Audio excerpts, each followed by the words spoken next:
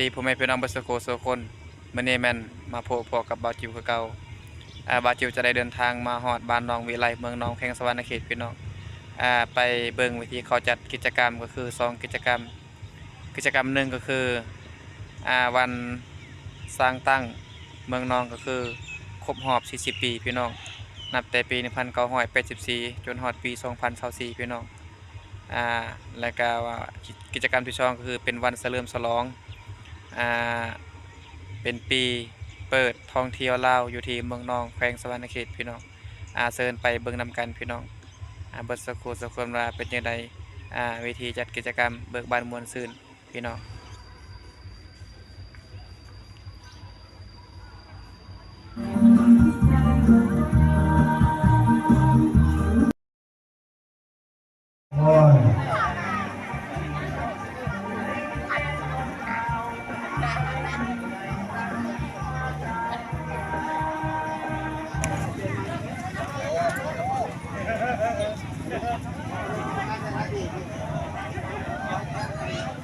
ไม่เร็วทันที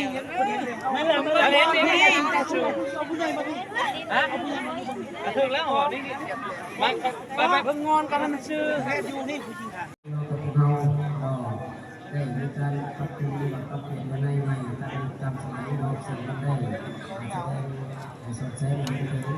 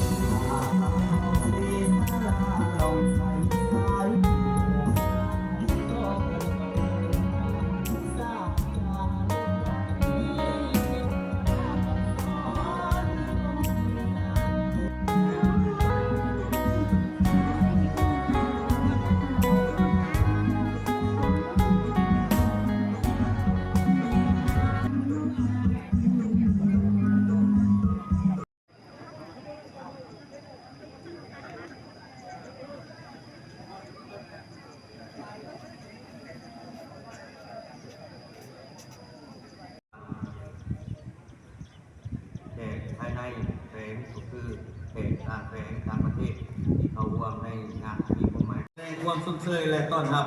บรรดาทานการนำขันสูงของแฝงบรรดาทานการนำขันสูงของบรรดาเมืองออมคานก็คือบรรดาทานการนำจากเมืองหงหัวและเทศบาลลาวเบาสเวียดนามที่ได้ให้เกียรติเข้าร่วมในงานของพวกข้าพเจ้า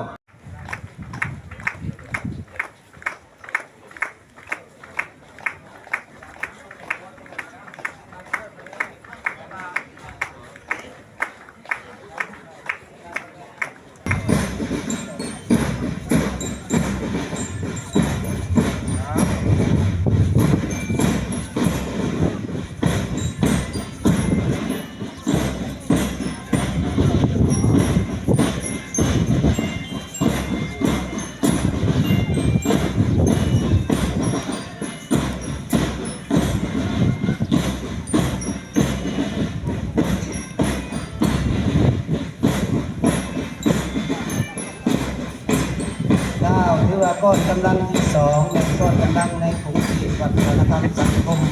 จำนวน5ทางน้ำหน้าพาทางโดยนางสาวสุป้ายและขบวนแห่รูปภาพแหล่งท่องเที่ยวของเมืองนองมีสถานที่ท่องเที่ยวทางด้านธรรมชาติทางด้านประวัติศาสตร์ที่มีสื่อด้วยนะเป็นเมืองผู้ดอยที่อ้อมหอบด้วยธรรมชาติภูผาป่าไม้สวยสดงดงามมีอากาศที่บริสุทธิ์สดชื่นแจ่มใส3ก้อนกำลังบ้านน้องวิไลจำนวน50 ผ่านนำหน้าโดยนางสาวสีป้ายและขบวนแห่รูปภาพบ้านพยองเป็นปลาชนิดหนึ่งที่อยู่ในตระกูลกุ้งส่งมีหนึ่งเดียวในประเทศปลาชนิดนี้เป็นปลาที่น้อยที่สุดถ้าหากในโล ด้วยตาเปล่าจะเห็นเป็นไข่ที่ขันปลา ปลานี่ อาศัยอยู่ตามเทละนอง สี่ก้อนกำลังปปสเมืองนองมีจำนวนชาวทาน ตามมาด้วยน้องนางสาวผู้ป้ายและขบวนแห่รูปภาพแรงท่องเที่ยวทางด้านธรรมชาติห้วยละลาบห้วยละลาบเป็นแหล่งท่องเที่ยวหนึ่งที่สวยงามต้นน้ำต้นตาดที่มีขนาดสูงสั้นห่างจากเทศบาลเมืองนองไปทางทิศตะวันออก45 กิโลเมตรตั้งอยู่บ้านหมู่ด้านเอกเป็นบ้านในวิไล เส้นทางโฮจิมินห์ซึ่งเป็นเส้นทางแห่งยุทธศาสตร์ที่มีประวัติความเป็นมาและการปลดปล่อยใช้งอนทศเวียดนามซึ่งเส้นทางแห่งนี้จุดเริ่มต้นแม่นมาจากเมืองบัวแหลมเวลาผ่านไปมาแม่นอยู่ที่บ้านนาลงเก่าซึ่งมีความยาวทั้งหมด1 กิโลเมตรนอกจากนั้นก็ยังมีอยู่ที่เขตบ้านตะกอและบ้านตะลุง พบก้อนกำลังกลุ่มสำนักงานปกครองเมืองนองจำนวน30 คันนำหน้าด้วยนางสาวผู้ป้ายและขบวนแห่รูปแรงท่องเที่ยวทางด้านธรรมชาติและการท่องเที่ยวแบบมองได้แต่การจำเป็นบักแห่งบริเวณที่ขับเข้าเป็นพลันหินพวกหวงและสะดวกสบาย 7. กฎกำลังกลุ่มเศรษฐกิจจำนวนชาวทานตามมาด้วยน้องนางสาวถือป้ายและขบวนแห่รูปภาพและท่องเที่ยวแก่งอารมณ์เมืองนองแขวงสวรรณเขตห่างจากเทศบาลเมืองหมู่แบบขบวนตั้งเต็นท์นอนแฮมคืนติดพันกับสถานที่ท่องเที่ยวดังกล่าวนั้นแล้วทานยังจะได้สัมผัสกับหัวไม่อารมณ์ความเจรนองที่เป็นภูมิปัญญาของชาวบ้านซึ่งสร้างสำเร็จภายในวันเดียวและมีความยาว265 กิโลเมตรกว้าง2 เมตร 50ทั้งภายในและต่างประเทศใครๆต่างก่อให้ความสนใจเพราะเป็นการคิดค้นลวดลายที่เป็นเอกลักษณ์เฉพาะของชนเผ่าซึ่งการส่งออกสินดังกล่าวสามารถสร้างรายหับให้แก่ครอบครัว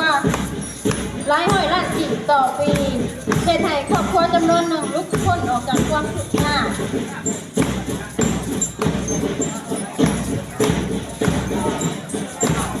เจ้าเนาะสำหรับข้อหานี้ตลาดของการดำเนินรายการพิธีกรผู้ของข้าพเจ้า โยจะเท้าตลอดทอดอำนาจการปกครองบ้านพ่อแม่ เจ้าสำหรับคลิปของบอจิวก็ได้สิ้นสุดลงพี่น้องจะได้จบสำนีพี่น้องขอติดตามคลิปในต่อไปพี่น้องขอฝากเบิดสุคนเกี่ยวกับกิจกรรมงานเปิดปีท่องเที่ยวอยู่ที่เมืองนองแล้วก็กิจกรรมวันสังตังเมืองนองครบรอบ40 ปีพี่น้องขอใจเบิดสุคน FC ทั้งพังไก่พังไทยพังลาวพี่น้องขอขอบใจเบิดสุคนนี่เด้อ